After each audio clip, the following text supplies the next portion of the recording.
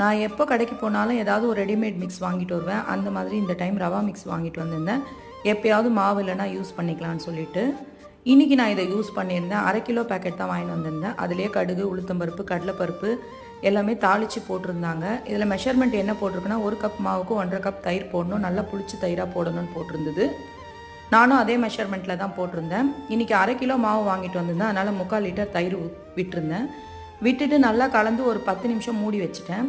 அதுக்கப்புறம் ஒரு 1/2 கிளாஸ் போல் தண்ணி விட்டு நல்லா கலந்துட்டு கொத்தமல்லி தழை தூவி இட்லி பாத்திரத்தில் இட்லி ஊற்றிட்டேன். நல்லா தண்ணி கொதிச்சதுக்கப்புறம் எடுத்து வைங்க. எப்போ இட்லி ஊற்றினாலும் தண்ணி கொதிச்சதுக்கப்புறம் எடுத்து வைங்க.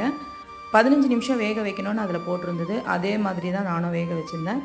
ரொம்ப நல்லா வந்தது இட்லி. நான் எதிர்பார்க்கவே இல்லை இவ்வளோ சாஃப்டாகவும் இவ்வளோ டேஸ்டியாகவும் இருக்குன்னு சொல்லிட்டு. நான் இன்றைக்கி தேங்காய் சட்னி தான் அரைச்சிருந்தேன்.